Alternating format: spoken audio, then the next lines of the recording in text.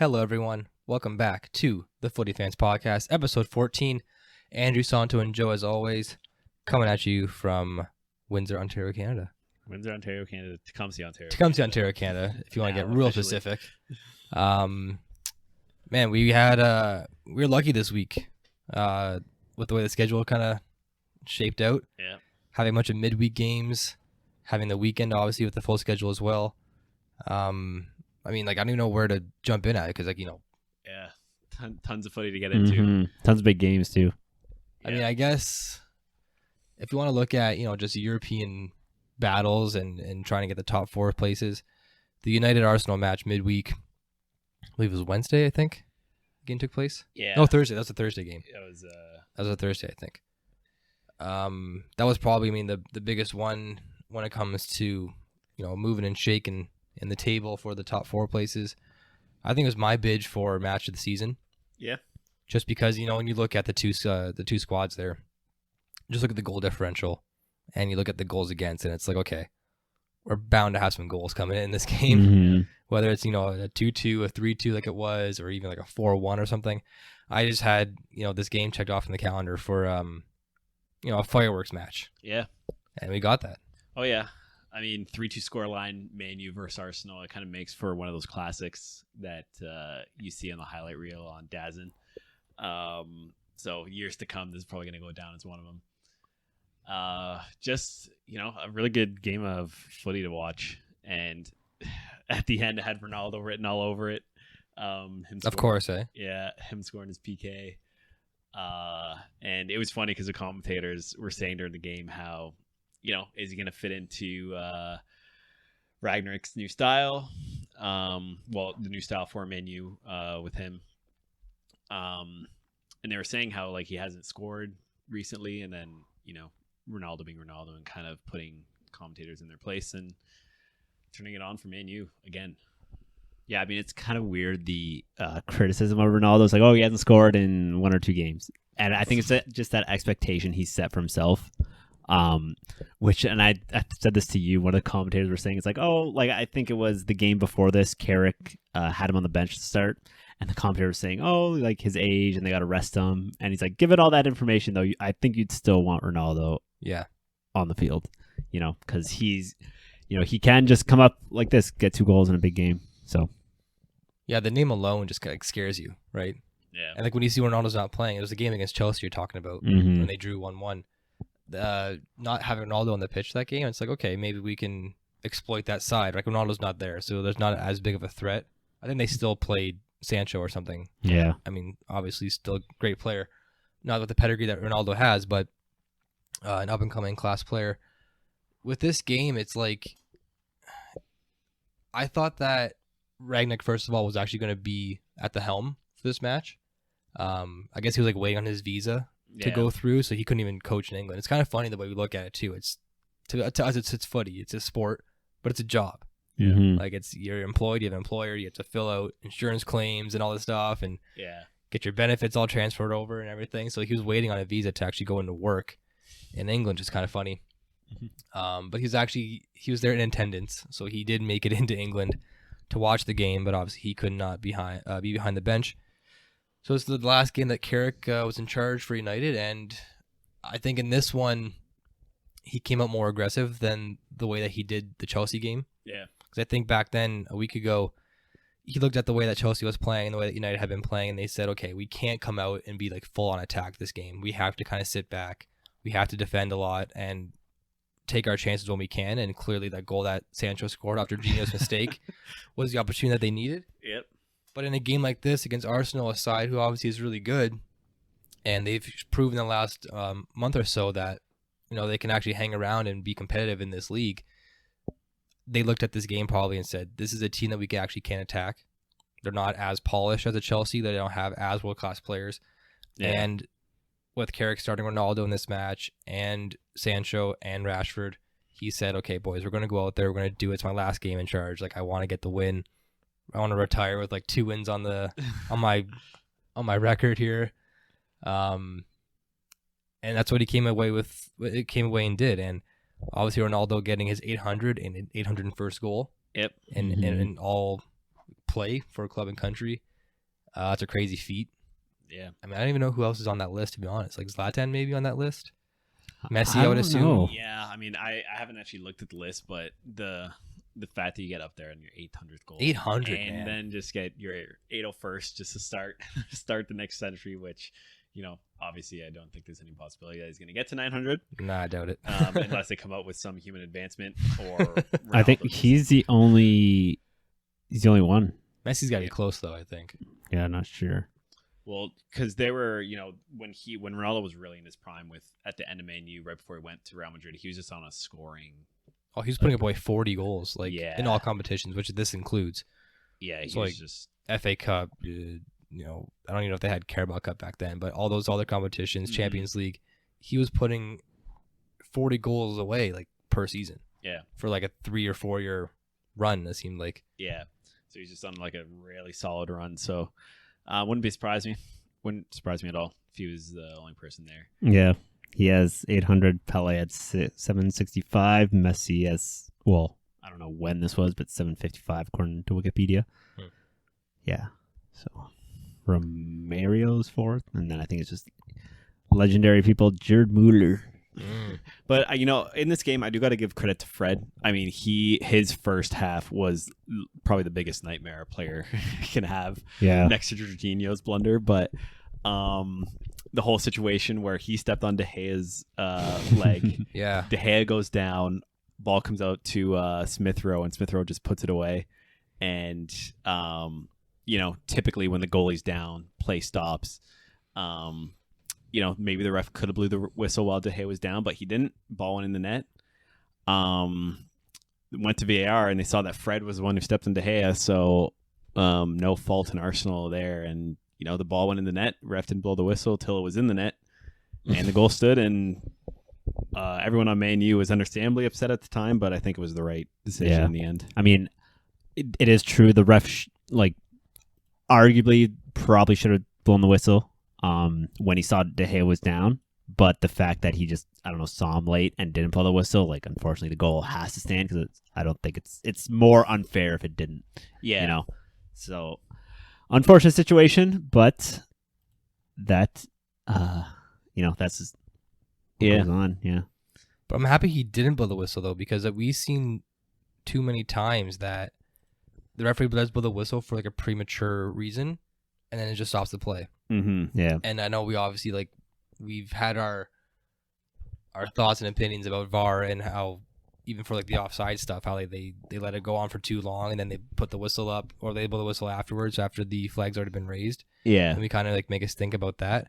But in this case, it's the goalkeeper on corner kicks especially always gets the easy way out. Yeah, You massive get protection. Yeah, you get nudged a little bit. Not even they jump into players and go down. Yeah. And it's come on, Yeah, and Martin Atkinson was the referee for this match, and he's obviously a seasoned veteran referee. He's done tons and tons of games, so I respect his stance on, because I think he backed it up and defended himself, saying no, I didn't think it was a foul or anything. I wanted the play to go on, and in his back pocket he does have the VAR check. Yeah. So at that point, it's okay, I do appreciate them playing the game on still. And obviously with De Gea going down, it's in that situation, you're the goalkeeper. You got to get up. Yeah. It gets, if you get that injured and you go down and stay down for that long, potentially causing a goal to occur on your own net, and then you end up playing the rest of the game. Mm-hmm. I know. Then you should have been getting up in that situation. I know, and I wonder. I'm not gonna judge De Gea's motives, but maybe it's goalkeepers, any touch like that, they just go down because they assume it's the other team. You're literally the last line of defense. And with that, the shot wasn't that aggressive, even if it was a sting on his ankle, and it was a little harsh. He probably could have got there. So, you got to play out the sequence. It's not like the ball got kicked away and then he dropped. You got to still be aware of the ball was still in the 18. He got stepped on by his own teammate, and then by that point the ball was still hovering around the box. It's not Maguire kicked it out of play or it got kicked out to field to half and he was still watching the play, and then after it subsided he finally decided to sit down. Mm-hmm. It's he just dropped and he wasn't even looking at the play. He turned his back on the play. Yeah. I think he was curled in his own net. You can't be doing that, man. Yeah. Like, I mean, it's obviously tough because you can't really judge injuries, but I agree. I mean, he got stepped on. Maybe he was assuming he was an Arsenal player, so he would have got the benefit of the doubt. But I've seen it where goalies too. Something like that happens. Their eyes are constantly on the ball, to make sure that nothing like that happens. And then once it kind of gets away into safer territory, they'll yell at the ref and say like, "Hey, like I'm injured. I need like a break," and then the ref will blow the whistle. But to just go down. Obviously, you don't know the severity of how big it was, but it's tough. I mean, maybe you played the rest of the game. So, yeah, I mean, that's what I mean. If you're that injured that you had to go down in like a really crucial part of the game, then you should be coming off the field. You should be getting carted off. Mm-hmm. And I think it's the same situation with defenders too. Like if a defender will go down in the box for some reason, and like if they think they get fouled, they lay there. The play goes on, and like the ball goes right past them, and then someone scores. Mm-hmm. And then they play the rest of the game. If you're that injured that you can't get up while the play is still going on around you, because I mean, I'm all for fair play, and I like what they're doing now with the referees, how they're putting the ball out of play for head injuries. Or they're calling the game as it is. Like if there's a clash of heads or whatever, the referee deems that it might be a concussion protocol. Mm-hmm. He'll stop the game no matter what the possession is. I believe like if you're the team attacking and some player goes down and it's not at fault of somebody and it's not a real foul, you play on. Mm-hmm. Like, you gotta play to the whistle. You gotta play to the referee stops the game for you. Mm-hmm. Especially on if you have like a clear cut chance on net. Yeah. So when I see like a defender, let's say, go down and a goal comes from it, then they play the rest of the game. Like if I was the coach, I would be pulling him off the field at halftime and say like, "You're done." Yeah. Like, if you're that hurt, you can't play the rest of the game. If you that hurt, you can't get up, then I'm taking you off the field. Yeah. Because that's just ridiculous. Like you're trying to bait the referee to give you the decision when really you should just be playing on the game. Yeah. Like it just drives me crazy. And I mean, this is obviously, like I said, last line of defense. Like literally the goalkeeper. Like he's laying down on the goal line. Yeah. Mm-hmm. And I mean, you see a lot where teams are starting to play more when players go down, where in the past it was always like, put the ball out. Some teams still do. But you have teams who like rarely get triggered when the other team doesn't put it out when they have a player down. It's probably the biggest gray area we have right now, because injuries are so subjective, and it's hard to tell how injured someone actually is. I mean, soccer gets a pretty bad rap with injuries that are not that serious and players go down, which is crazy, by the way. Yeah, like it's the sport with the least amount of protection for the player, and it's one of the more aggressive sports out there. Yeah. Playing with especially with metal studs. Metal studs on, exactly. Yeah, like in your hockey, you get smashed in the boards. You're wearing head to toe equipment. Football, same thing. Those are the only two more aggressive sports in soccer, I would guess. Yeah. But like soccer, you're going studs up to somebody. You get someone in the ankle and the shin and the knee and the face, whatever. Like you have no coverage, no protection. And 9 times out of 10, when injuries occur in soccer, it's from pulled hamstrings, torn ACLs, like broken legs, possibly. Yeah. Like they're bad injuries.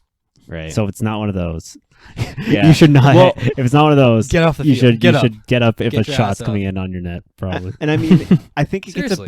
gets a bad rap too, because people watch it, especially if they don't understand, and they'll see, it's kind of like a 50-50 tackle. Someone goes in, and you see someone kind of like graze someone's like shin with their studs, and they look at someone and they see the slow motion replay of them going to ground, right? And, obviously their eyes are closed, their mouth is open, and it looks like they're screaming. When in real time, it's like you winced, opened up your mouth, and you fell to the ground in like a matter of 1 second. Because like how many times have we played where, you get that, shin to stud thing and it hurts like heck. And you go down, your mouth was open, your eyes were closed, and it looked like you were screaming if you slow it down where it takes 10 seconds. So I think it looks more dramatic when players go down in soccer in slow motion, because it's literally looks like it's 10 seconds of them just screaming their head off, when really it's half a second of you like kind of crying out for a second and then falling to the ground. And like it is crazy how like a stinger like that, like it hurts for like hell for 5-10 minutes. Yeah. But then like you'd run it off and then you're fine. Yeah. You might get home and like you take your shoes off, take your socks off, whatever, and your foot's swollen like a balloon. Mm-hmm. But in the moment in the game, like the pain's gone. Yeah. Which is crazy. So like I guess, like I said, these guys again, like if you're down for that long and like the play is continuing and it's clearly not going out, get your ass up because like obviously consequences can occur.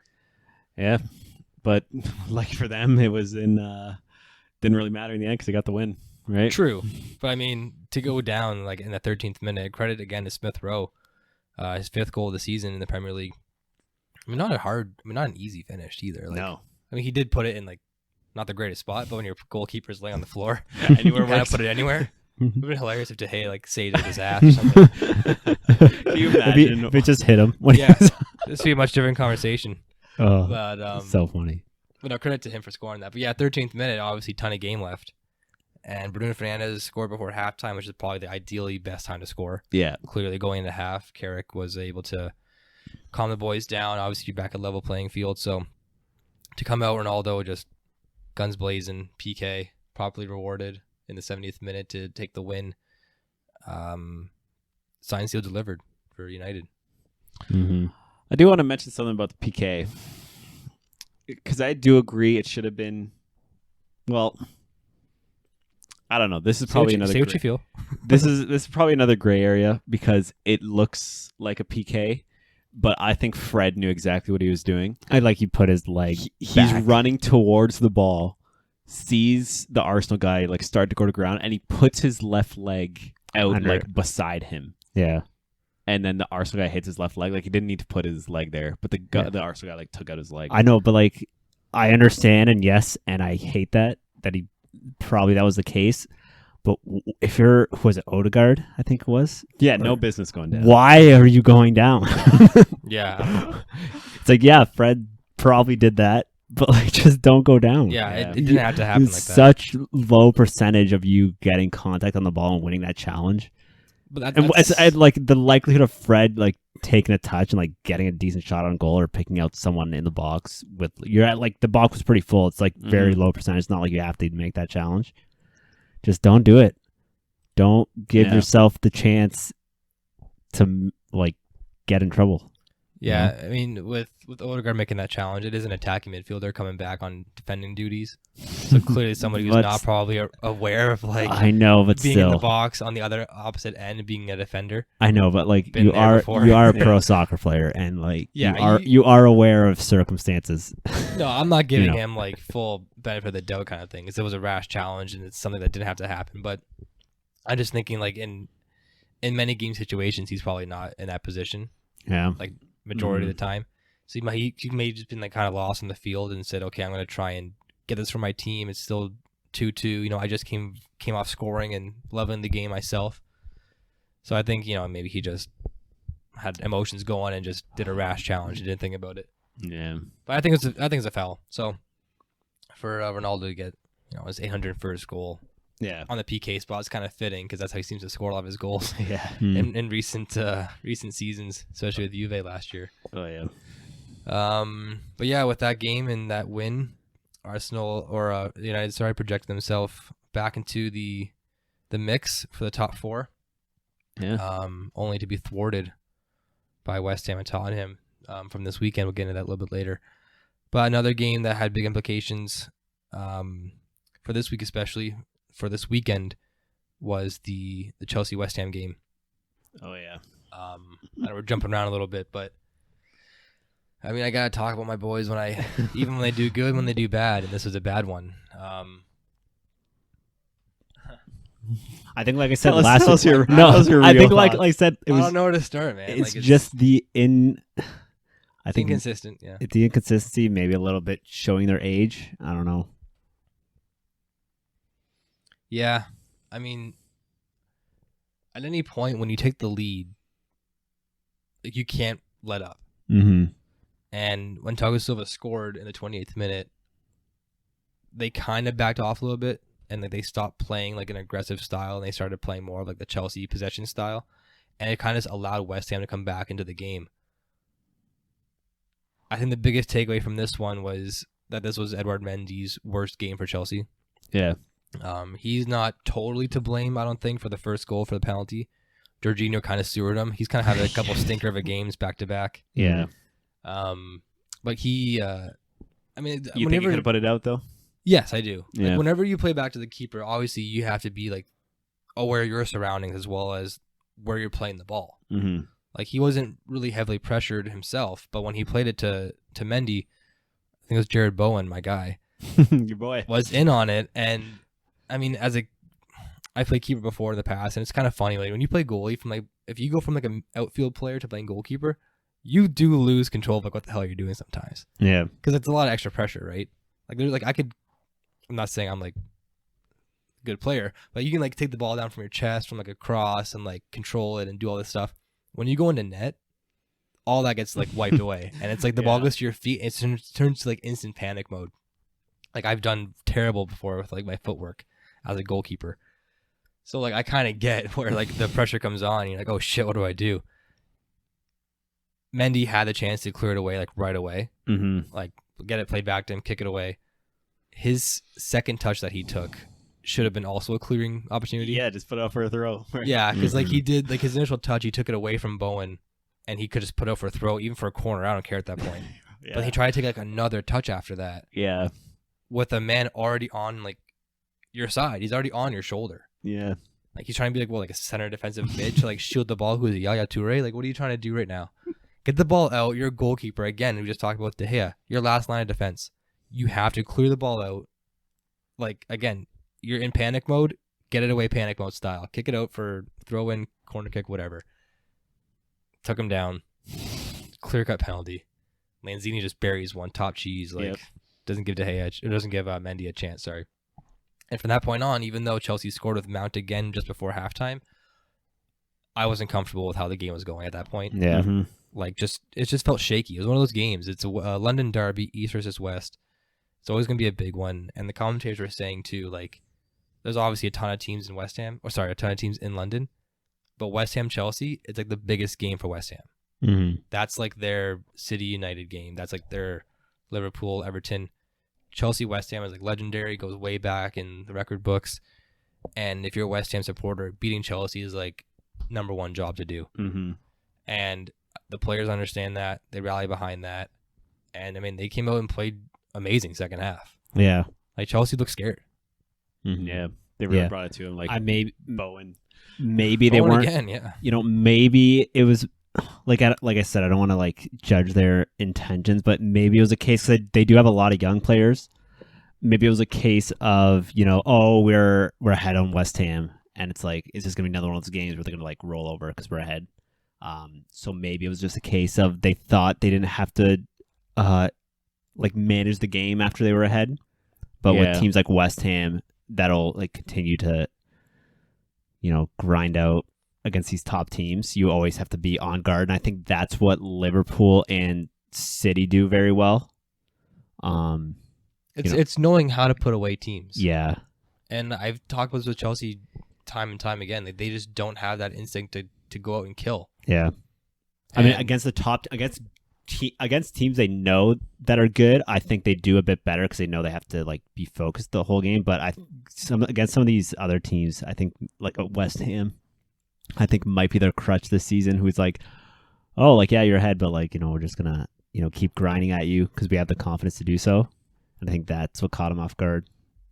And like West Ham's no slouch. Like we've seen it time again. Like and then the goal. Yeah, we'll get into the goal in a minute, but West Ham's not as slouch of a team anymore. Like obviously David Moyes has got these guys playing just out of their minds. Yeah. And yeah, every team's gonna drop points here and there. You can't win every single season. And if you're a team like West Ham, I mean, they only have 4 losses on the year. I'm not sure what their total was last season, but I'm sure they had 4 losses a lot sooner than they do now. Right. In relation to this season. So I mean, plus 9 goal differential for them. Like, I've been a huge Mikel Antonio fan for a couple seasons now, and like he's finally getting his due. Bowen's finally scoring and contributing, not just like running around like crazy. Yes. Of all games, this is yeah, the I game know, he and of turns it course, on. yeah, I get punished. I think this is honestly like, I think he might listen to the pod. Yeah, I think Bowen might listen a little bit. We got some English, supporters here. I've seen the analytics. Yeah, you just want to be like, all right, I'm gonna save everything for this Chelsea game just It's to like these show Andrew. These pricks in Canada keep talking shit about me, so I'm gonna show up and ruin this guy's day when playing against Chelsea. Yeah, Maybe that was his mindset because he played a hell of a game. he did. He probably could have had more than one goal. Yeah, there was that chance he had to like really reach for, and then Yeah, a little outstretched chance, but yeah. and then just add insult to injury from Mendy's day. That last goal that was scored by Masuaku. I mean, that had that was Demba Ba in the back of my head. The game against Newcastle when he curled one in on Petr Cech. That's reminiscent of this goal too. And I don't think that took a deflection, right? No, it didn't. It was same side of the field, left side. He lined it up like he's going to send a cross in, but he completely caught Mendy off guard, hit it short side from a hell of a distance. I don't think he meant to put this on net. I don't think he went to either. He looked up at that's a cross. He definitely he looked into the box to play it in. Yeah, I think he just went to go cross it, saw defending pressure, and then just kind of leaned back last minute. Just luckily, just ball went towards the net, and Mendy wasn't ready for it. And it is. Man, this is so hard to watch on replay. I think maybe I don't know, man. I mean, only he'll know. If everyone listening, we're looking at the replays on stories.dazen.com. I think he does mean to do it. I mean, he played it off cool as a cucumber. When it went in, he's you always do. I've done this before. I mean, unless it's super obvious. This, I don't know. I practiced on the training ground. I think that's on purpose. Well, only he'll know. I mean, I haven't really looked to see if anyone's asked him if he actually meant to do it. And if he's like, no, I tried to cross it. It just I was lucky. But nonetheless, that's what brought Chelsea down from top of the table. Yeah, it was the 87th minute winner. I mean, at that point, clearly there's no way back. We talked about it before, how the good teams always find it really hard to scratch and claw victories. Mm-hmm. And I was actually texting a buddy of mine right on halftime. He asked me if Chelsea's going to win this game. And my response was, I don't think they're gritty enough to win. Yeah. But this is before Mount scored, actually, so there's still 1-1 at this point. It must have been 5 minutes before he scored. I said to him, they're not gritty enough to win. Because, this game was a gritty game. It was good. It was a big midfield battle. It was back and forth. Both sides had a lot of chances. I just don't think Chelsea has that grit when there's a team coming at them as ferocious as West Ham was. Because we talked about it before. When good teams play each other, their systems almost complement each other, and it's hard to, find the clear-cut, dominant team. If City plays Liverpool, you might have, 500 passes per side. Possession might be 52-48.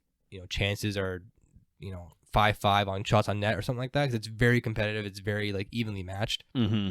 When it's teams like this, West Ham was obviously a really good team, and Chelsea, it's almost the same thing. It's they're going at each other. There's not really much between them. Chelsea, though, they just can't find that gritty way to win and put it away. No one saw the goal coming that Masuaku scored, clearly. Yeah. But still, I don't see a goal like that coming from Chelsea. I don't see a scrappy goal coming where they're just putting balls in the box and trying to go for the win. They're trying to go for the tie for this game. Mm-hmm. After it was all knotted up at 2s, they didn't really seem to be the aggressor and show that killer instinct to try and score. And with Lukaku coming on at halftime, I thought this might be his bit of a breakout game, because the last couple of times he's come on as a sub, he's had 15 or so minutes, around that average 15, 12 minutes or so to make an impact. He came on at halftime. So he had a full 45-minute run at this game. And, I mean, he didn't really do much at all. Yeah. Service is one thing. If you're not getting, as a striker, if you're not getting service, you're not getting the ball, you can't really do much. Yeah. But he didn't really do anything to impress me.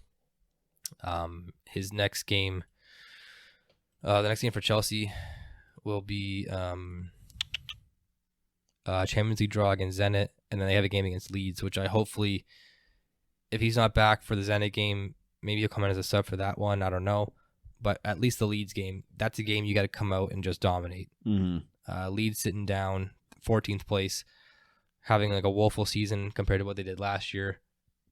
Pretty negative goal differential. You got to come in there and just try and score. And I think this game will be at home, actually, at Stamford Bridge, too. Yeah.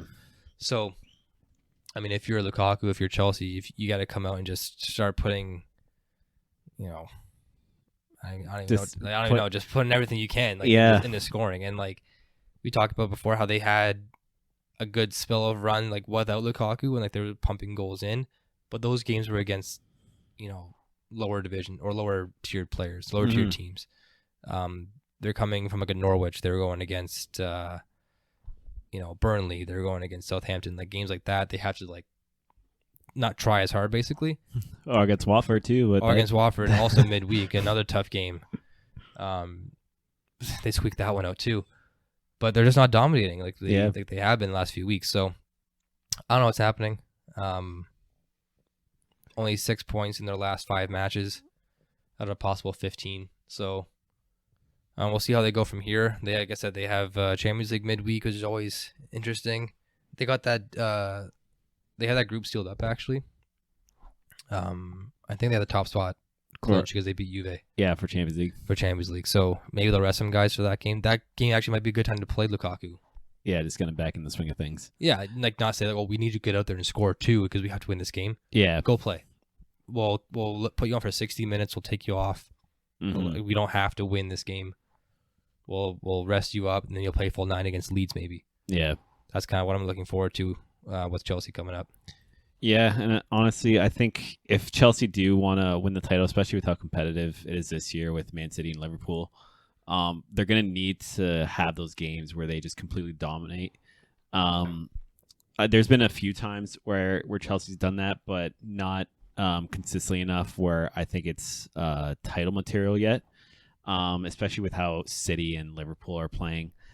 I think it's going to be very tough for Chelsea if they have this run of form stay for the next few games, because again, with how City and Liverpool are playing, it's just been total domination. So I guess with that said, Liverpool-Everton, Merseyside derby, and I forget who said it, where I think the Everton faithful are a little disappointed. A little? Well, especially just with these derbies. I think the last few years, and I forget who said it, but it was like no matter what position Everton was in, no matter where Liverpool was at in the title, the derby, like it was, it didn't gloves matter. Off type thing. Yeah. Gloves off, everything. But it's just not been there at all. Yeah. And Liverpool, especially this game, like just completely not even on the same level. It's been very strange. It's almost like Everton, does worse than they should in these. So I don't know. Very, very dominating by Liverpool. It's what you've alluded to with a bunch of past episodes where Liverpool is just that team where they're just going to attack you, whereas Man City's just slow build up. But with the form Salah's in, it's gonna be, I think, really tight getting to the end of the season. But we'll see what happens through Christmas. I was pegging Man City to win this year. Obviously, anything can happen, but with right now how the two teams are sitting, Liverpool is showing to be a title contender more than I thought they were going to, just with the form that Salah's in recently, because he's just pulling stuff out of his hat that anyone who called him a one season wonder is he's replicating what he did the first season he went to Chelsea a little bit, which I think it's gonna be close because like I said before, like not that the more the weeks go by, the more it seems like City don't need a number 9 because the false 9 is really suiting them, especially with like to pivot to the City game. Yeah. Like just even putting Grealish there. Yeah. Just, and just there in the rotation, right? Mm-hmm. But yeah, I mean, I think it's going to be interesting to see what kind of style wins this year, because I think if Guardiola doesn't win, I think he might get a lot of criticism for not having a number 9. Whereas with Liverpool, I think whether they win or lose, I think they're going to get a lot of credit this year with how they've been playing. Because it's just been really fluid attack, more so than I think I'm used to seeing from a top team. Because they just take it at teams, almost like a newly promoted team that just takes it to sides, right? Yeah, for sure. And the criticism for Man City, like it's hard to pick any apart because like even like the flaws that they have, they're not make or break flaws a lot of time. Because like we said before, they still do have other contributing players to score for them if they didn't have a number 9. But I think my biggest difference that I see with Man City and Liverpool is by their attacking style. Yeah. Mhm. Man City is very composed. It's very slow build up, and they want to do. I always talk about the tiki taka because that's like what we always heard from like when Pep was coming from Barcelona. Tiki taka, 45 passes and then a goal.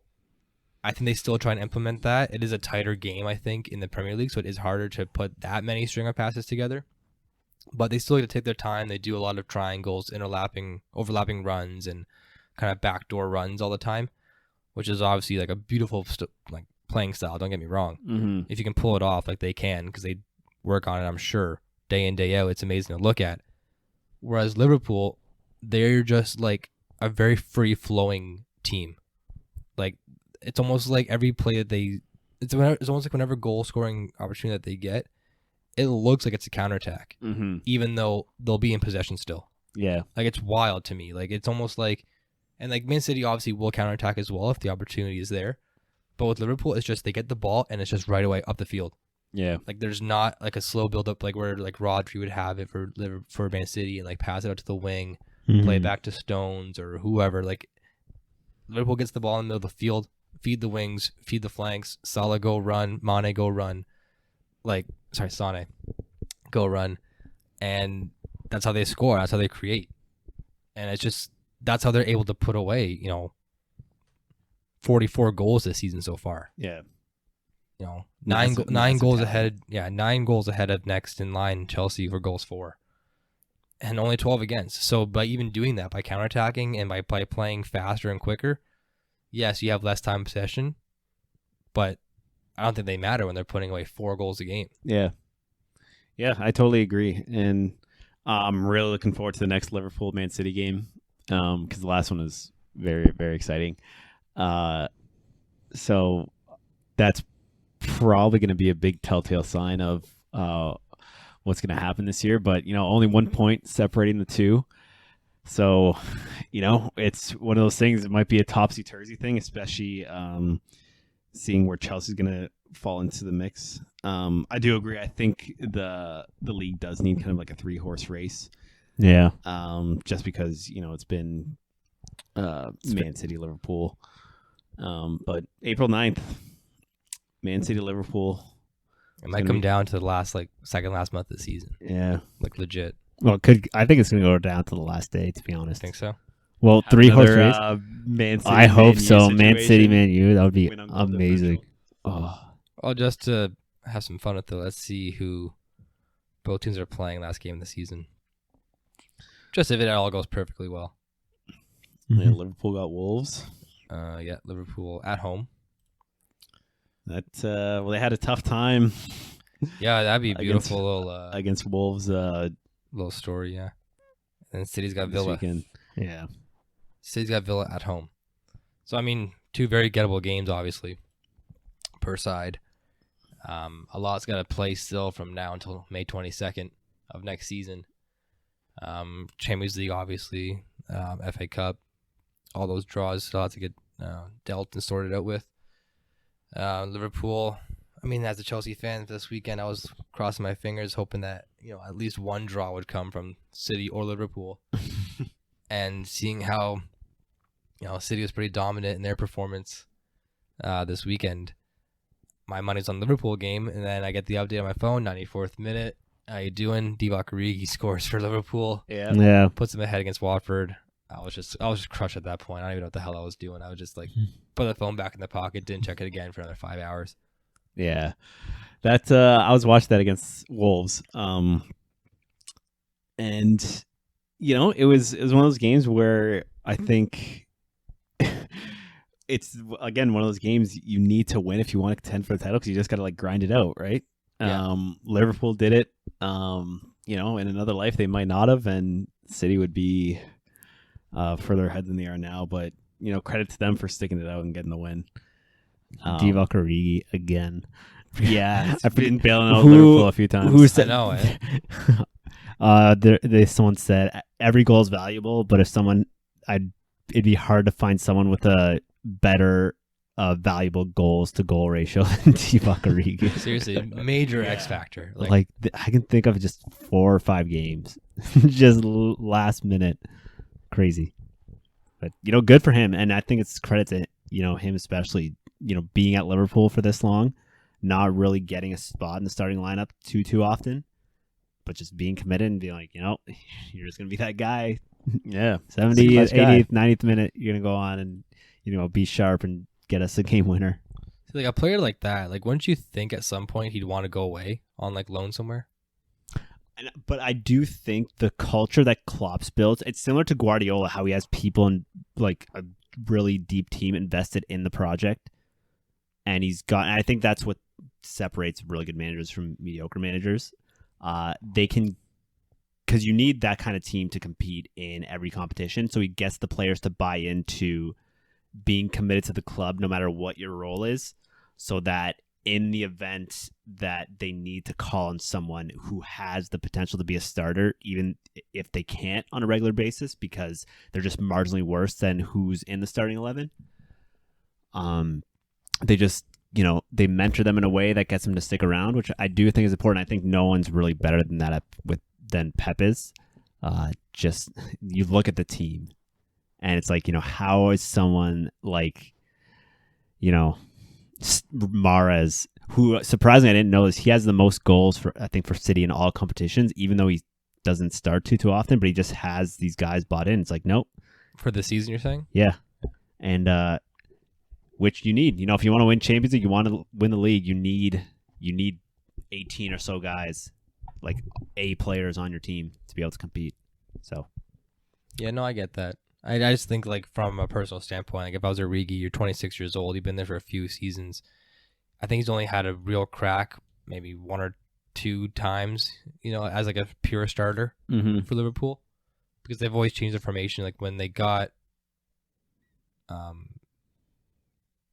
Mane and Mo Salah, they kind of changed their attacking style, I think, with, like, playing the two wide and then, like, having basically three at the top with, like, either Diego Jota or Firmino, because I think Origi's more like not box to box, like he's more of just like a straight up number 9 kind of striker. So obviously with like Klopp getting these world class players, they've had to change formation to be able to use them in best situations possible. So Origi's kind of been like pushed aside basically, and yeah, he comes on as a super sub and like makes his impact known, which is crazy. Like I mean, it's right here from the Athletic, Divock Origi, Liverpool legend like no other. That's a great way to say it. Yeah, because like he's got such minimal playing time. Yeah. But, like his goals that he's scored in his career have been like so crucial. Yeah, good for him. He kind of reminds me of back in the day Man U with Hernandez. Yeah, consistently. That's a good comp. He scored a lot though, actually. Hernandez did score a lot. I mean, he would always come on consistently, 75th minute, always get a goal or two. That was one. Man U is running rampant and would lose once and tie twice and then win the rest of their games. It's crazy. Michi Batshuayi was like that for Chelsea too. Yeah, a little bit. Yeah, he scored. I forget who they played now, but he scored a winner. Might have been against Wolves actually. I don't know. A couple years ago, it was to seal the deal when Antonio Conte was at the helm. Like he barely played, and then he had to come on as I don't know if he's a sub or if he started that game, but he scored like at the 80th minute, gave Chelsea the win, and that was like their clincher for the title. Yeah. So I mean, super subs. Sometimes they just come off the bench out of nowhere, and can like make the biggest impact for your team. Yeah, and I think every team needs them if they want to get to the title. But sometimes, like Joe was alluding to with City, when your whole team's a super sub, essentially. Literally, like interchangeable, any player, any position. Well, it like at the game against Watford, this was probably the most, at least in the first half. Second half, Watford did bring it to City a little bit, so credit to them. But first half was probably the most dominant half I've seen in like a really competitive game, where it didn't really just have to do with possession, but just with the amount of chances and amount of good chances that City was creating. It was really next level, and that's saying something about City, because they just brought it to Watford. I mean, 26 shots, ridiculous. Yeah. 13 on target, 78% possession, 830 passes to Watford's 239. Yeah, 91. The craziest stat probably is a pass accuracy of 91%. So Of 830 passes. out of 830 passes, you're 91% passing accuracy. I think it's more impressive because the possession was so far in Watford's final third. Yeah. And that's what was, because, you could have 95% possession, but like the ball spends, 70% of the game around the halfway line. And how many City players were in the box like so often during the game? Yeah. Crazy. Well, that's like the slow build style that I was alluding to, like with Pep. Like they can put 25 passes together just outside the opponent's box until like a chance actually occurs. Not my favorite style of play. Chelsea's tried that before in the past. It drives me absolutely bonkers because they didn't have the players to do that with. Yeah. I will give City the credit though, because when you do have the players and when they do have the mindset of this is our playing style and this is how we're going to score, it is great to watch.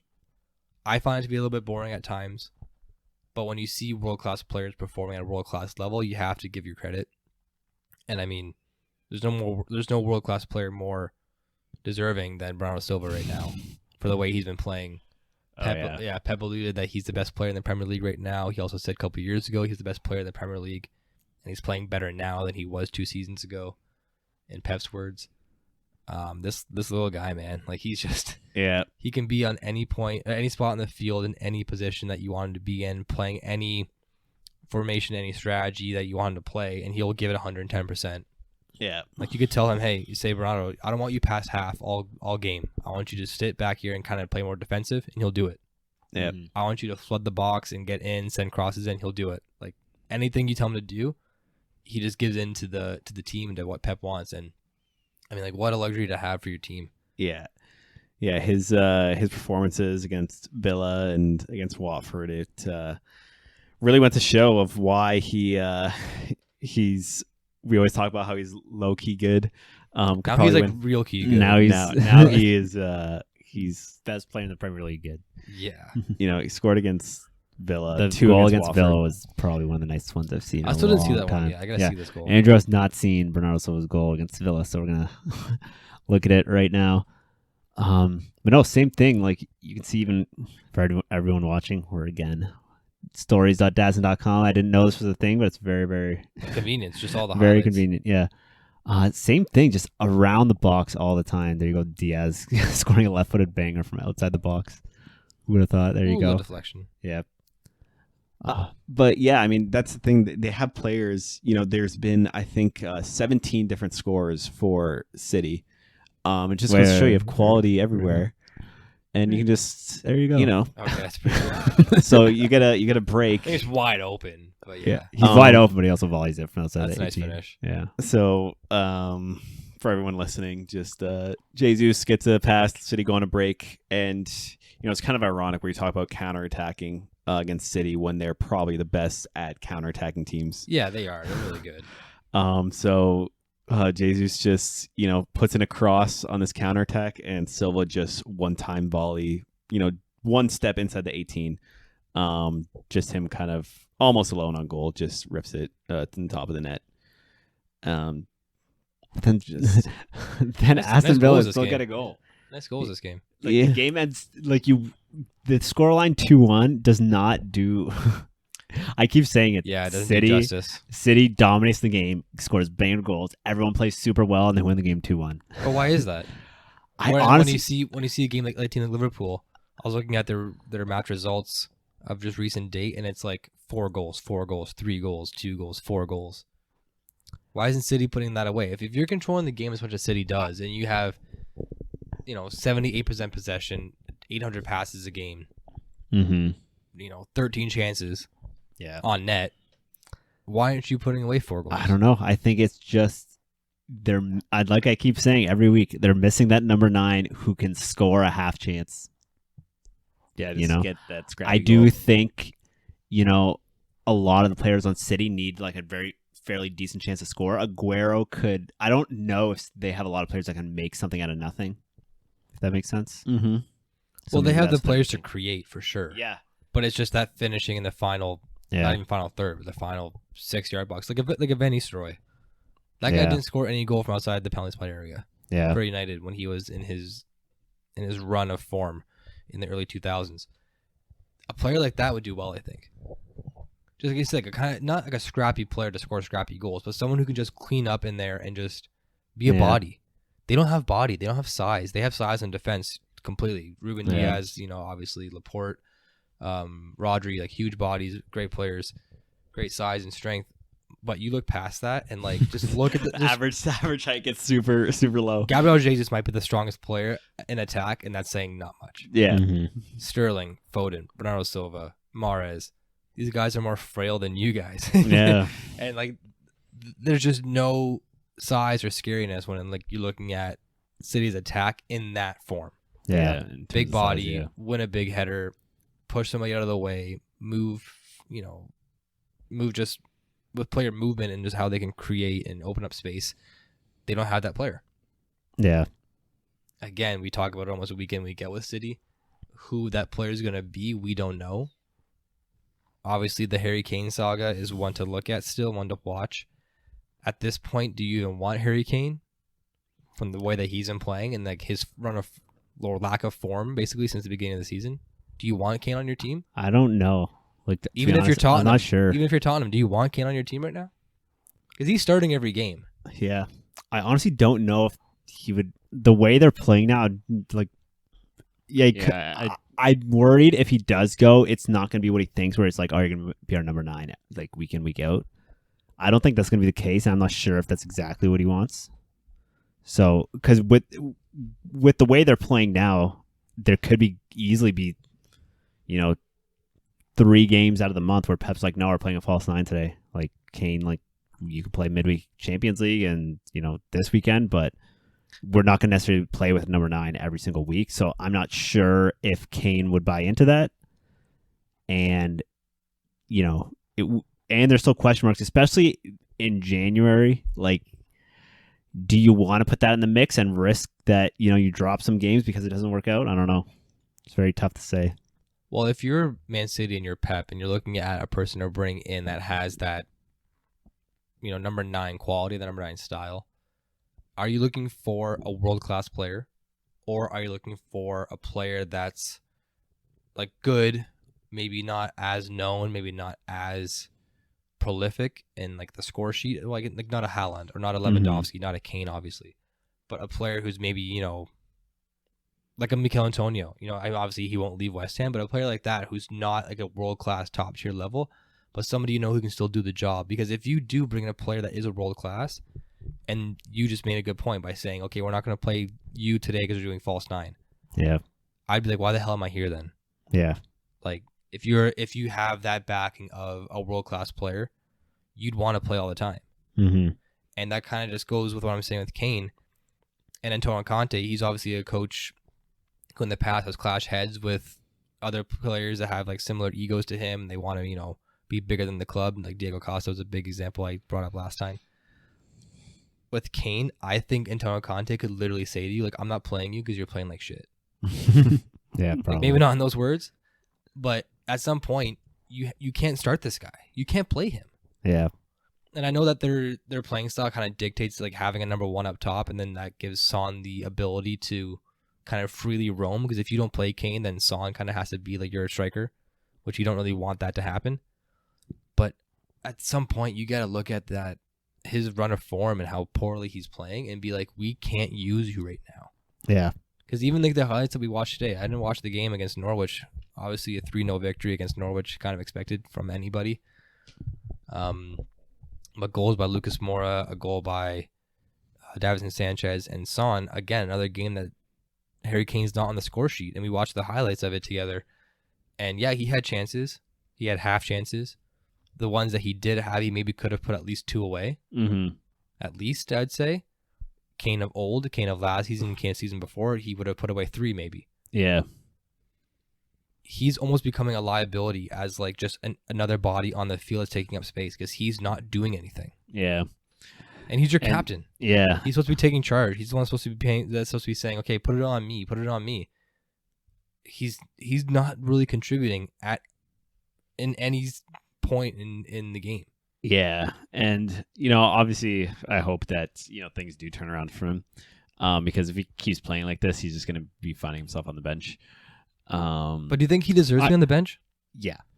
Like legit? Well, do you think he Well, I mean, maybe not because I'm not sure who comes in. Yeah, I for mean, him. maybe for Tottenham, I think he's still contributing enough where he's getting playing time. I think Conte wants to give him time, but I he's think had he time. does. Yeah, he's not a player that's like developing still. He's not a Yeah. player that needs time to get in the squad. He's been there. He missed the Yeah. first couple games because there was a quote unquote injury with him. I do the air quotations because we didn't know what was happening with transfers with Harry Yeah. Kane. He was kind of sitting out, saying that he was injured. So I think he missed the first 3 games of the season or so. But they have Brighton next match. yeah. Brighton away. I'm not playing Harry Kane this game. No, Like, and the thing is too, it's like obviously we don't know what's going on behind the scenes, like what's happening in training. If he's giving a good attitude in training, if he's yeah, if he's being energetic and like still being motivated, because like he doesn't look like he wants to be there. yeah, And we touched on it earlier in the podcast like a couple episodes ago, how as Kane and as like a captain, yes, you're pissed off because you didn't get your big move, your big money move. But now you're still there. You're still with the club that has brought you to the level and the pedigree that you're at now. You have to owe the club now a little bit. mm-hmm. Yeah, you got a sore face right now. You got your head's a little scrambled up because you don't know where you are going to play potentially next year or whatever, next summer. You're still at the club. You still have to perform for the club. yeah, And it looks like he's just giving a shitty attitude all the time. yeah. And I mean, credit to Tottenham because before Conte got there, they were dropping points and Kane was playing bad. Now they're on a pretty solid win streak. Kind of propelled them up to 5th. So I mean, in hindsight at the club, everything's going in the right direction. Whether Kane's part of that future, only time will tell. But they're being pretty competitive with Conte at the moment, and they're fighting for that European spot. And it's getting tighter and tighter with West Ham at 27, Tottenham 25, Man U 24, and Arsenal 23. It's gonna be tight in there, because things are happening. Obviously the manager changes at Tottenham and Man U have worked in the very short time, but it's gonna make for a really exciting Champions League draw if it stays like this. Yeah, that's gonna be a good fight too. We have like 3 good fights throughout the table. Yeah, Like obviously, top spot is a 3-horse race that we've touched on. Champions League obviously way more beneficial to getting into that than Europa. mm-hmm. And then, as always, the ever enticing relegation battle. Relegation battle. So before we get into that, I'm just reading up on a couple things. I guess this is just speculation. Well, I don't think it's actually speculation. I guess City offered money and Bernardo Silva for Harry Kane. I didn't know that. And I think that transfer didn't happen. Yeah, You gotta I take did that. not know they offered. I don't You're know if that's Spurs, it's you on. gotta take that. It's on like take over what it is on the. It's actually on 2 websites. But yeah, if you're Spurs, that's just like a very, and they're saying like, who knows if it's true, but they're saying like they regret not taking that transfer. But if you're Spurs, like you got to be aware of like your romantic attachment to players. I guess a lot of clubs fall into that. So, and I think they actually did a good job with Bale when he wanted to leave.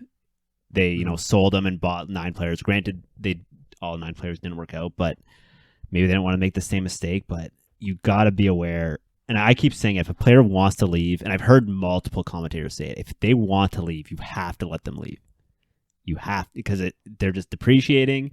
They're not going to be with the club, and you're just like, who's going to pay $125 million for Harry Kane in the winter? No one. So you just, But it disrupts the flow of the club if like a disgruntled player is still there. Yeah, And that's kind of what I mean. And just from looking at the last couple lineups that Tom's been putting out, not many teams nowadays have just like a number 9 when you think about it as well. Yeah. Like just a pure, like a 3-4-2-1 formation. Mm-hmm. It's more like a 3-4-3 or 4-3-3 with like wingers and players playing out wide. They kind of have Lucas Moura and Son as like drop back a little bit. They obviously do flood the wings like all the time, and they kind of have free roam because they have those 4 players in the back there, with like Tanganga, who comes in and out of the squad. Skip's been getting a lot of playing time in Højbjerg, who's been like just a great player for them, great signing. Yeah. Last couple of seasons. Yeah. And Reguilon, they don't get forward that often. Yeah. Like you never really see them join the play very much. Højbjerg sometimes gets up in there. Yeah. He might have like a shot every once in a while, but usually score it. Yeah. But those 4 guys, they don't get so advanced that they're going to be caught out defensively. So it's like it kind of just gives the ability for Lucas Moura and Son to just kind of roam freely. Yeah. So even though they're playing more of like a drop back, almost kind of like 2 center attacking midfielder roles, they're just like playing false nines in their own. Yeah. And then Kane's just a target. Yeah. So if they were to, sell Harry Kane this coming January or even next season, how are they going to switch the formation? Because are they going to bring in a number 9 again and keep the same way going? Like Conte will have a whole new squad to play with, basically. Because if you have Lucas and Son still there, which I'm sure they will still remain there, they can now play a formation kind of like City plays, kind of like Liverpool plays, with having like 3 like interchangeable players basically as forwards. Because Kane's not interchangeable. Kane's very one-dimensional, but he does a very good job at that one-dimensional thing when he's cooking. Yeah.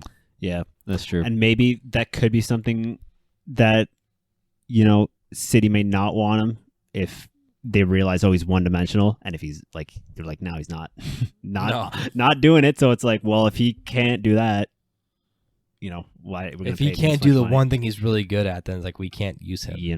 Yeah. And I know I've been bashing Kane, and like it's tough because he's been. I mean, I did it was just for fun, but I did like a list of like decade players for the English Premier League from 2010 to 2009, like a 10-year team of the decade. I had Kane as my striker because if you look in the past couple of seasons, the last 6 years, I'd say he has been clearly like the top striker in the league. Like Mo Salah's there, and like Eden Hazard years and years ago for Chelsea was there, but Kane and Aguero basically as well were always the constants. And they're putting away 30 goals a year, putting 27, 26, 31. Like Kane's tally of goals in the last 6 seasons are absolutely crazy.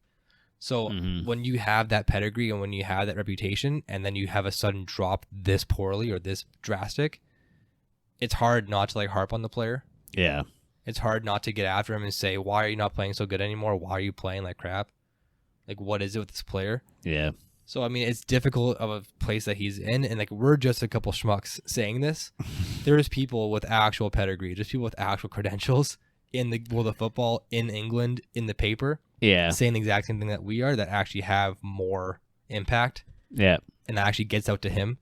Yeah. So, like, he's hearing it from everywhere. Yeah. He could be hearing it from his grandmother. Like, Harry, why are you playing so bad? Like, I bought all this Tottenham stuff. Why are you playing so bad, Harry? Like, I'm gonna have to start selling this to pay for my home. Yeah, it's just having a rough go. You know what I mean? Like, it's got obviously it's such a tough spot to be in, but it's just when you, like I said, when you have the pedigree, when you have the performance of the past, as good as he is, you have to live up to the expectation, or you're gonna be like crucified right away. Yeah. And it's been going on a run of almost 3 months now. Yeah, and that's why I've always said it's gonna be interesting to see what happens in January. And we'll see. I mean, right now it's really hard to tell.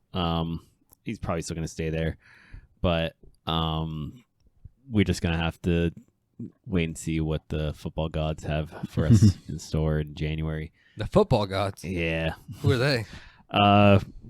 Mostly the Atlantic. And what's the other one in the UK? Guardian? I forget. The Guardian, I think, so. where it just comes out with the headline news and it's like, oh, Kane to City for 50 million and not Bernardo Silva. Like, can you imagine missing out on that deal if it's actually If true? you're who? Tottenham. Jeez. Yeah. But then they have to change how they play. I mean, who knows? Like I said, who knows if it's true? Because I know he was linked to Milan as well, or right? whatever it is. But I know his contracts, he has a contract till 2025, I believe.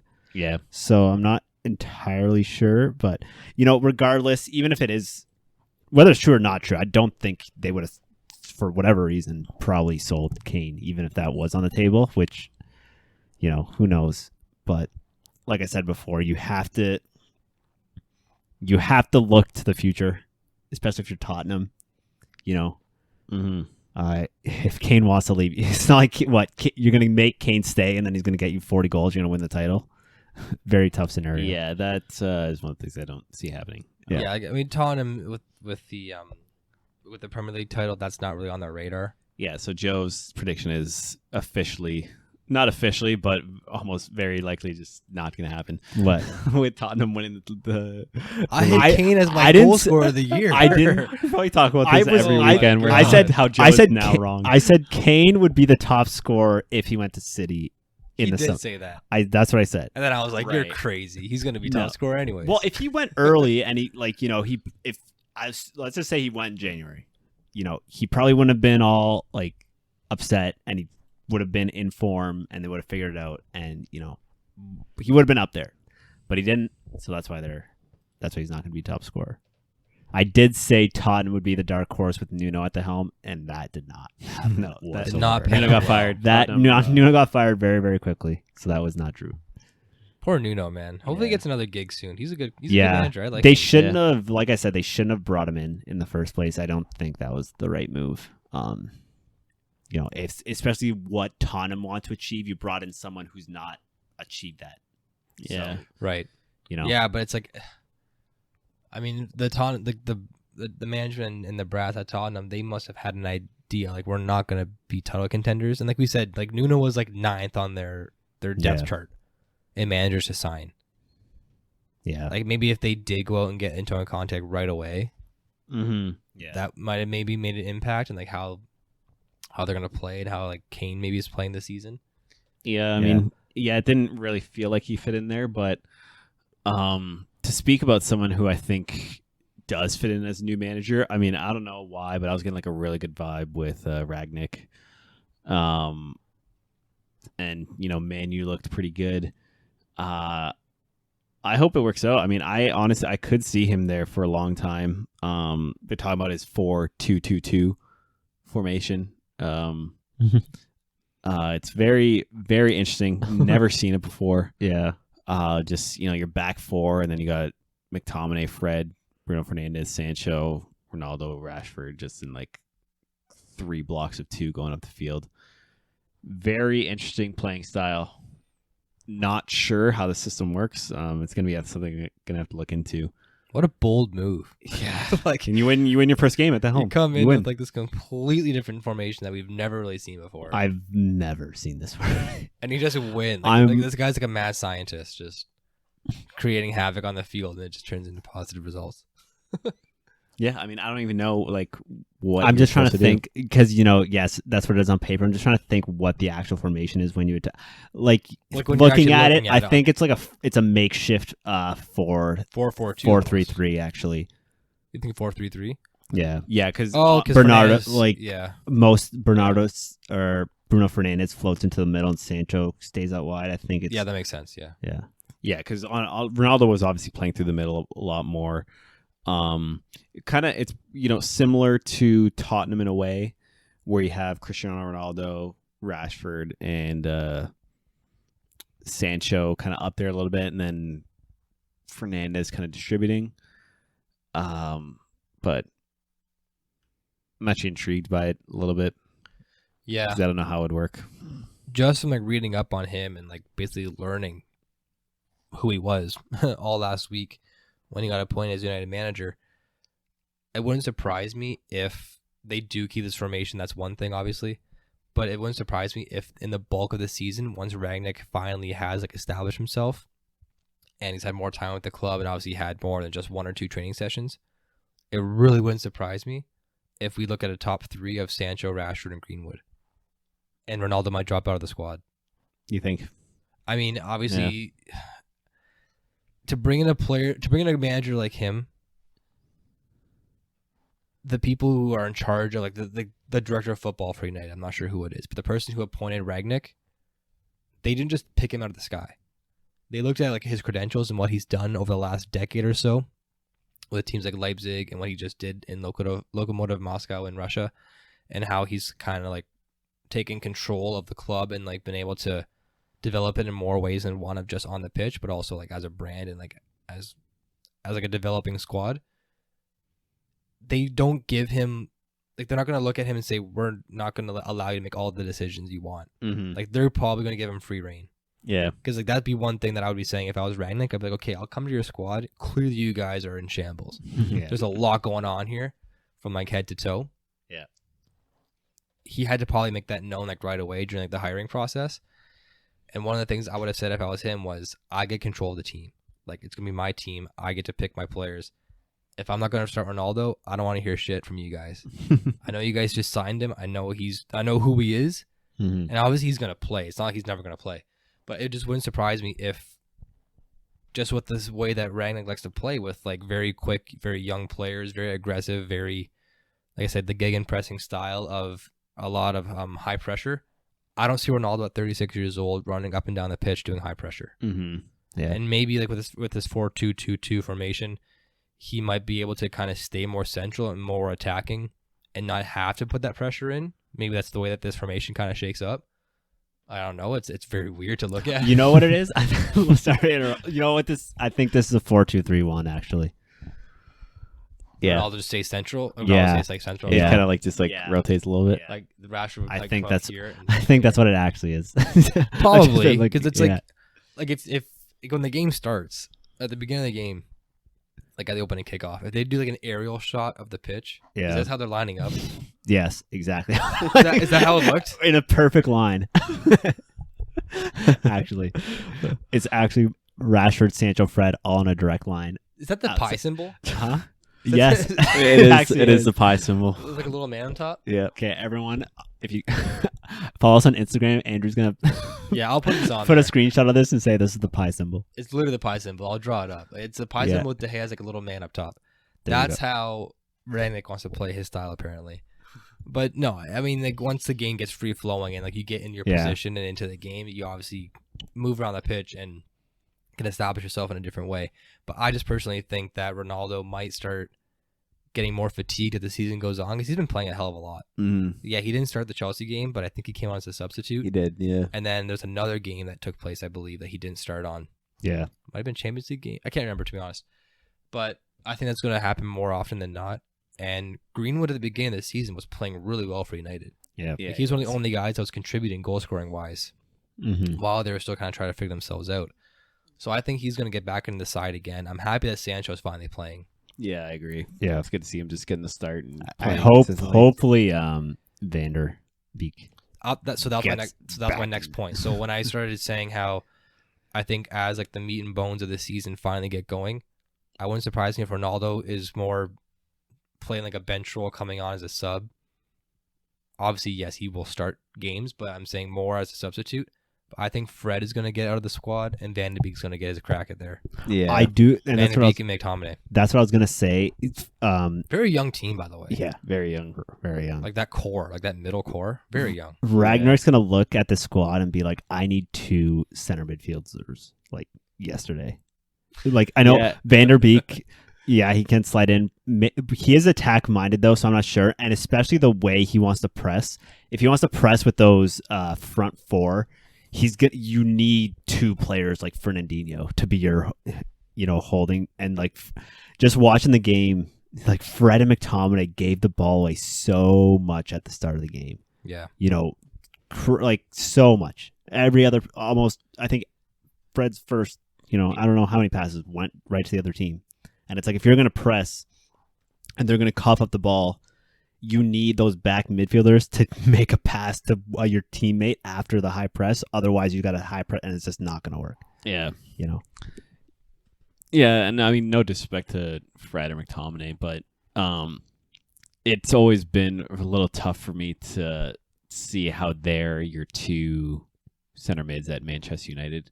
Yeah. Yeah. They Very, don't really very tough. seem that caliber. And it's a little ironic because you have Carrick and Fletcher As the coach, both the on the coach. bench, and that's where point. both of them were Good paying, point. right? I mean, those are big shoes to fill. You had Carrick, Fletcher, Scholes, Giggs. You had like the best, Literally the midfield biggest legends. Yeah. Mhm. And you have 2 very young guys playing at the center. of your team, and that's, you know, if there is a most important position, those are them. Yeah, I don't see Fred.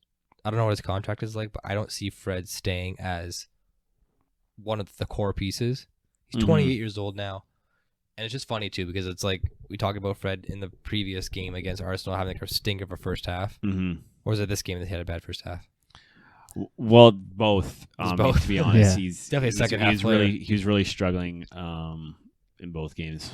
Yeah, I don't see him as being like a top echelon player.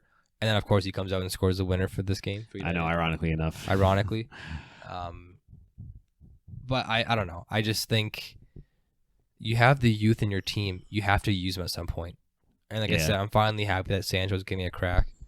It's basically happened as soon as Solskjaer left. Carrick's like, okay, he's gone.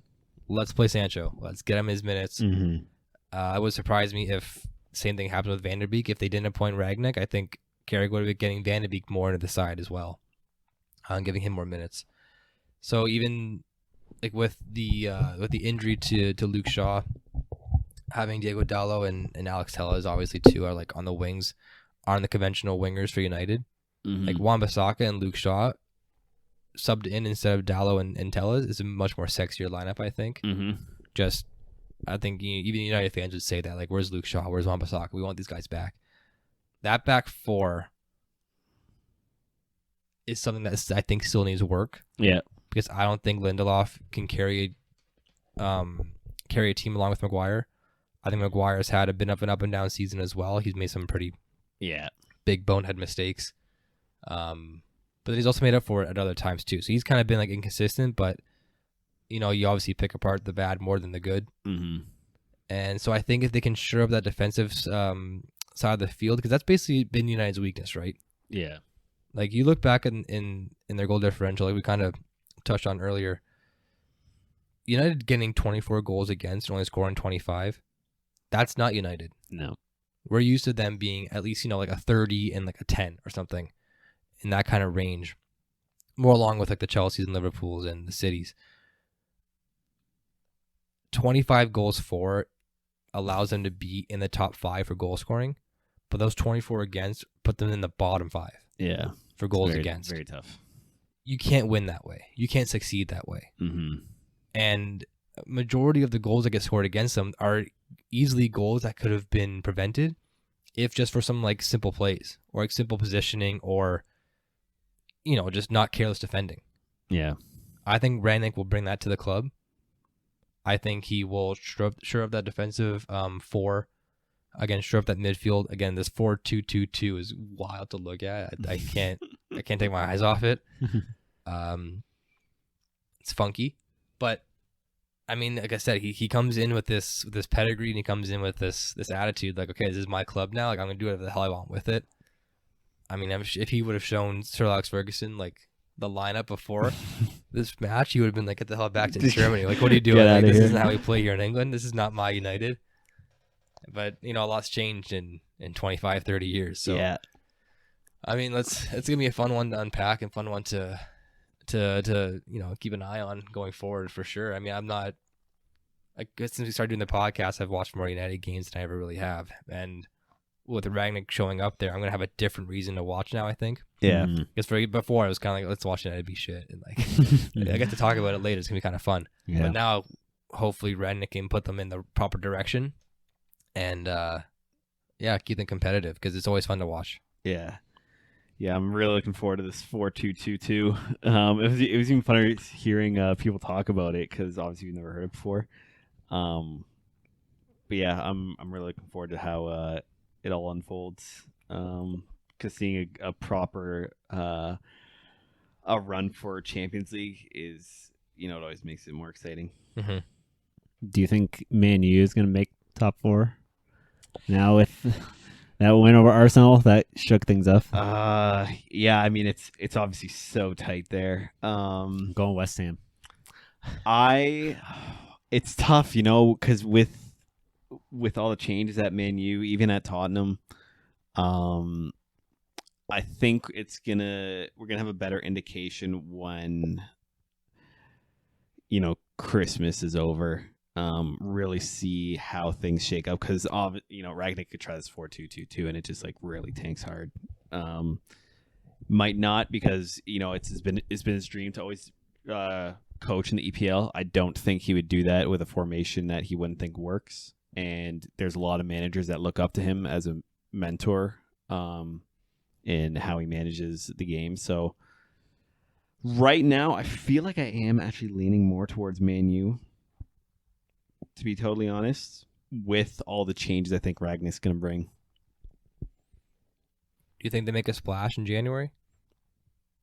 No. Of notice, like of significance? I don't think so. I think he's just going to manage the team he has, because they have a lot of talent. Like, yeah, you don't need to make a splash. You don't need anyone else. You just need to manage the team. Well, you do need to.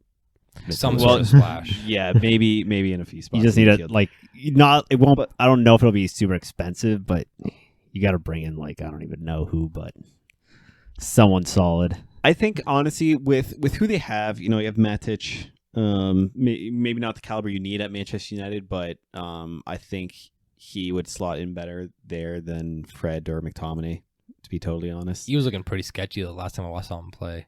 Yeah, but he was giving the ball up a lot. I think was it the Chelsea game he played? I think it was Chelsea game. But yeah, I mean he was looking a little shaky. But I mean Matic in form could be really dangerous for your team. I mean, you've seen the kind of goals he can score out of nowhere. Yeah, no, he can put a banger in there, completely out of the blue, which is hilarious. But he's not there to do that, right?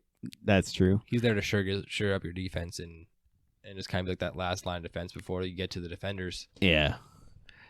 But yeah, I mean, I honestly think they have the players they need right now to get into Champions League. They just have to change of how they've been playing. It's almost like with United, yes, you have the players, you have the raw talent. It's getting back to basics and fundamentals. Mm-hmm. Which, I mean, it sounds like pretty offensive to say that. Yeah, it was the Chelsea game, sorry, with Matic. I wanted to double check that. It's getting back to just playing smart and not having to risk too much. Like when I was talking about it last time, it was actually the Chelsea game, and how when they came out against Chelsea, they didn't say, okay, we're going to be this United today, or we're going to be that United today, and we're going to be really high pressing, we're going to be really attacking, or we're going to be really defensive. They came out and just kind of played a neutral game. Mm-hmm. And same against Villarreal also in the Champions League just last week. They came out and just said, we're going to be very balanced on both ends of the pitch. When we defend, when we attack, we're not going to risk too much. We're not going to counter. We're not going to overlap our defenders too much. And obviously not having Luke Shaw and Wan-Bissaka kind of hinders you a little bit from that overlapping run that they can make. But at the same time, it also allows you to be more structured, because you're not trying to do too much. And maybe Rangnick can bring that to the side too. Just say, hey, we're going to kind of dumb this down and just not try and be somebody we're not.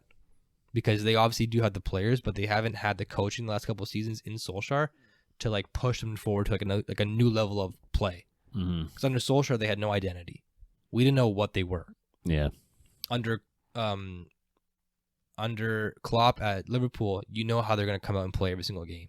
With Pep, you know how they're going to possess the game and come out like that. Chelsea, they're kind of getting that with Tuchel as well. United, they never had that with Solskjaer. They went, they played, they lost, they won. We didn't know what the hell was going to happen. Mm-hmm. So maybe with Rangnick, they can just say, all right, we're going to dumb it down, play it very slow, very, I don't even know, very balanced way of playing, I guess. And maybe that's all they kind of need in their side. Yeah. Just some composure. Because they've been, when they try and do too much, they get flustered, and I think they try and overwork the ball. They Bruno Fernandes might try and do too much in the middle of the field. McTominay might go in for a challenge too hard and get a red card because he has to make up for turning the ball over. I don't know. Harry Maguire, obviously, the game against who did they get the red card against? Watford game. Yeah. Just made a stupid mistake, 2 yellows, boom, red card. It's just careless things that they were doing that aren't United way of playing. Right. And that's kind of how they're getting caught up, and that's how they're getting their losses. So if they can just stop doing stupid things, basically, and just get down to playing regular football, I think they'll actually perform pretty well with Rangnick. Yeah. Mm-hmm. Yeah, I mean, I do like how balanced they looked in the last few games. So we'll see if that carries on. I really want to see how he utilizes all the players that haven't been playing, and maybe see a new Man United out there because you still got players like Pogba. I know I was just looking up. He's coming back from injury. I don't know if he would like that role. I think he can play it, but I'm not sure that's ideally where he'd want to be as like the anchor right above the D there. So. Yeah. But that's the spot that they need the most. I know that's to get shored up, and that's what we'll see what Ragnick does. But he could easily be like, no, I don't want to play there, and then leave for free in January. So, yeah, He could be Man City's number 9. Pogba? No, I'm kidding. Well, I mean, Imagine. yeah. I've seen crazier things. United had Have you? Fellaini there for a while too. Fellaini. They had Fellaini as number 9. Yeah, I remember He was that. like Everton's defensive midfielder. Yeah, I know, so And- funny. And then, David Moyes goes there and goes, Fellaini, come with me. You're going to be our striker. It's like, what? I never played striker in my Yeah. life. Yeah, But he scored goals at Everton. Yeah. Yeah. That last season would. before he went to United with Moyes, I was like he was scoring bangers like out of nowhere. I don't know if he was playing as a striker, but he got up the pitch and like he was scoring goals. Yeah. It's kind of hilarious. I'm still never. I know I mentioned this last week, but it seems more and more likely. It's like if David Moyes didn't manage Man United, he would manage. He'd be Man there right United. now, He'd be there probably. right now for sure. But it didn't mean- work out. But even if he did get appointed, I do even still think they would be like, this is not who we need right now. We need a Massimiliano Allegri or somebody. I mean, he's not doing very well at Italy I know, at but Juve, so I don't even someone think they who's want him. won titles before. That's what it is. I mean, Rangnick's not that guy. He hasn't won titles before, I know, but he has. but and he has. I think that's why they has- brought him in for 6 months, because he has a system and he can. I kind of hope he stays. Like, what if? Okay, so yeah, he's on the 6-month contract as a manager with the 2-year extension in like a consulting role, whatever the hell Mhm. that means.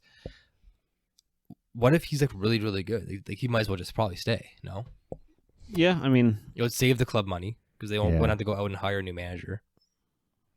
They would save time and not having to look for a new manager. Because whoever they bring in, like we say, like he has to have like some pedigree to it. Mhm. It can't just be some schmuck. It can't just be some guy that they're going to toss $100,000 at and say, "Okay, come coach United." It's Yeah. going to be a big name. I mean, I'm sure if he with does a big like price tag on it. if it gets to a scenario where he gets them into Champions League pretty comfortably, and they do see him competing for the title next year, maybe they would. I would assume so. If they're trending upward. kind of Yeah, thing. if there's a very obviously, if they can cement like, oh, we're very, very much so the 4th best team in the EPL right now, I think they could offer him something to see what he does in the summer, to see if he can start competing for the title next season. So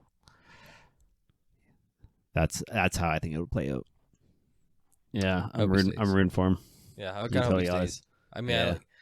like I said, I didn't really know who he was until I looked him up last week and like did a big deep dive, and just like reading about him, I became like an instant fan. Yeah, I'm like, oh, this guy's pretty cool. Like I wish he like hang around a little bit, and like obviously he has a high profile name when it comes to like the Bundesliga and like that whole country in Germany and like just who he is. And like he said, he's influenced Klopp and Tuchel like huge. mm-hmm. So I mean, if you're the guy who influenced, Jurgen Klopp and Thomas Tuchel, like you must have something going in your direction. So for him to get a crack in the EPL, it's good for us. It's nice for us to finally see like him performing here, like on the biggest stage in the world. So, yeah, I mean, obviously United's gonna be one to look at. They got Champions League this week. I think out of the 4 teams in the EPL that are playing Champions League this week, 3 of them are already sealed as a top spot. Mm-hmm. So the games that they're going to play, City, Liverpool, and United, all have the top seed locked up. They can rest players. Doesn't really matter at all. They'll play the second best team out of whatever group comes next. As far as Chelsea, they're tied with Juve with 12 points apiece. Chelsea's playing Zenit midweek. So clearly that game is one that Chelsea's going to want to win, just to get the best odds at getting in whoever would finish second in Group A, B, or C, or D, whatever it is. And then as far as EPL comes in the schedule, the following weekend, Chelsea with Leeds. Like we said before, maybe that's like a bounce back game for Chelsea. Obviously, it has to be a bounce back game for them. Kind of works out nicely in the schedule that they're playing a bottom 15 side. Mm-hmm. Leeds, though, no one to slouch at. I mean, we talk about them all the time, how like they don't get blown out when they play. They might lose. They have a pretty negative record right now. Like, it's not too sexy to look at. 3-7-5 record, but they don't play like a 3-7-5 record team. No. Like, they have 7 draws for a reason. Yeah, very tough to play against. Yeah, they play you hard. Yeah. Yeah, if it was at home, I'd be worried. I do think Chelsea they should win this game. Yeah, especially being at home. But you never know. It's the excitement of the EPL. Yeah, it's excitement. It's the nerves too. It scares the hell out of me. Liverpool, Aston Villa. That's a Steven Gerrard memorial game. Oh yeah, if you want to call it that's that. awesome. Derby game. I mean, low key too. We haven't really touched on it very much with Gerrard and Aston Villa, but well done. Where are they at here?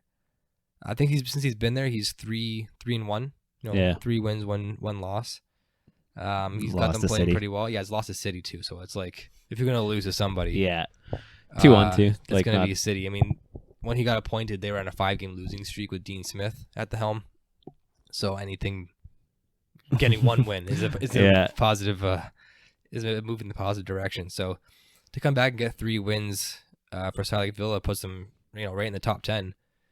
That's crazy for them. Yeah. They were hovering down the 13th point spot before Gerrard got there, which would have been 17th if he wouldn't have had any wins since he'd been appointed. So to claw his way out of the relegation battle into a top 10 position, I mean, good for Gerrard.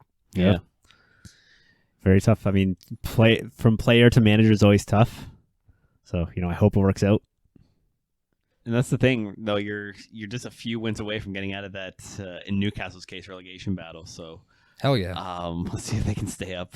They can need I mean, they're tied now, so they're on with Burnley and Norwich. I do, I get the feeling if they can continue this. 3 draws, one win. With who they got now as manager, Eddie Howe. Eddie Howe, yeah. He should get them out. I mean, Everton, what the? I know, what a slide. What is happening? Calvert-Lewin has been playing.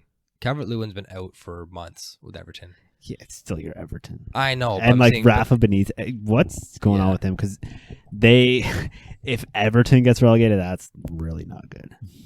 Fun fact, know if they'll drop that low. Our YouTube Wizard's an Everton fan.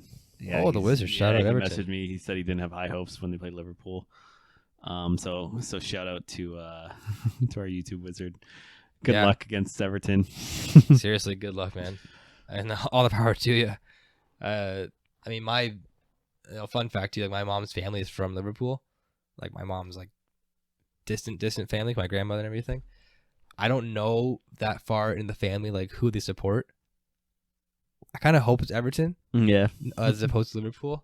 I have no idea. Hardworking family. Yeah, I don't know who they're going to support. I mean, Liverpool's a pretty gritty area in the UK, so anybody that comes out of there has got to be a hardworking person. But I mean, Everton, it's just it's just being the little brother, to Liverpool. It means more when you win.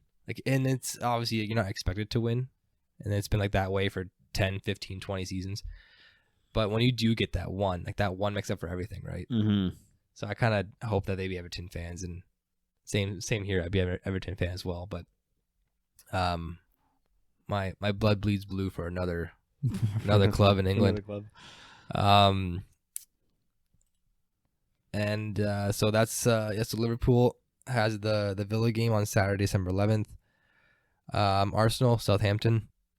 It's another one. Arteta probably looking to bounce back, obviously.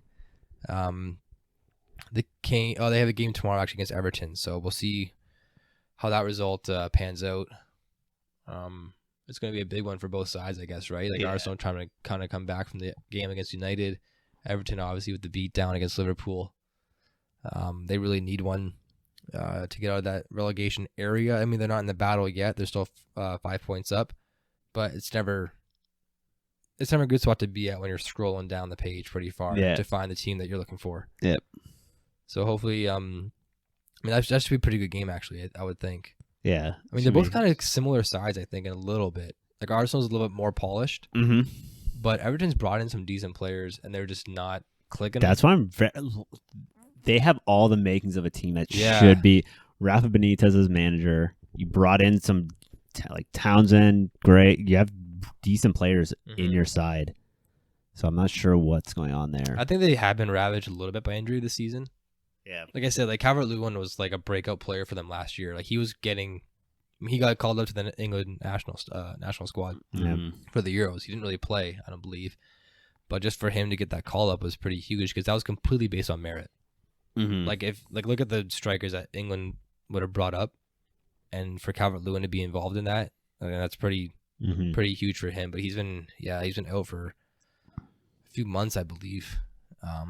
So Everton's been missing like that pure number 9 attacking threat. But I mean, against an Arsenal, another team that gives up a ton of goals, I mean, they can come from anywhere, right? Yeah. If not for Ramsdale and net, we'll see if he can floor it off another 15 chances maybe. Yeah, gonna have to get a lot of chances to score against him. United and Norwich also on Saturday. I mean, it's Norwich. Come on. Yeah, should be an easy one. Should be a pretty easy one. And then City and Wolves.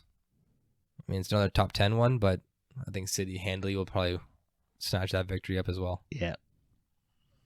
And then we move over to the Sunday matches. Big one from there, Tottenham Brighton. See if Antonio Conte can keep this the Spurs train rolling, despite the fact that Harry Kane's not really doing his part to help the team. And then West Ham Burnley. I mean, just anything that West Ham now plays, I got to keep an eye on. Yeah. They're just being sneaky. They're winning the games they should. Well, I mean, besides those last two, but they're winning big games, and that's what you got to do. I mean, they would have thought, Chelsea. I think that was a huge boost for them. Oh yeah, in a lot of ways. I mean, I know it's still early in the season, but you get that game out of the way, it gives you a lot of confidence moving forward. Yeah, that's like their biggest, like most high profile win. Yeah, I think of the season. I'm not totally sure about their track record there, but I believe that's gotta be their highest profile win. Yeah. So good on them. I mean, I gotta give credit where it's due. They played hard. They fought hard, Chelsea. It's not like they did kind of steal the win at the end just from that goal, but the way that they played against Chelsea, they did deserve, if not a draw. I mean, yeah, they deserve something. I think they deserve the win more than Chelsea did, to be honest. I wish it would have swung in the other direction, but my opinion doesn't really matter of what I want. No, they deserve something for sure. Yeah. We good, boys? Oh, we're good. All good. All right. I want to thank everyone for listening. Always, you can catch us on YouTube. Search us at Footy PHANS Podcast. Always like and subscribe. Really helps the channel out. Give us that little like button. Click. You can find us on Apple Podcasts or Spotify at Footy PHANS as well. And always on Twitter and at Instagram. Twitter handle is at Footy. Oh my God, at Footy_fans. No, Footy. I always forget the Instagram one or the Twitter one. I mean, Footy_fans. I believe. Yeah, I think that's what it is on Twitter. Don't find it. Just put in Footy with an F on Twitter, and you'll Footy with an F on Twitter. You'll find and it. fans with a PH. PHANS. And then Joe alluded to our Instagram account earlier. It's Footy PHANS Podcast on Instagram as well. All right. I want to thank everyone for listening, and we will talk next week after all of the week's action. See you, everyone. Bye. Ciao.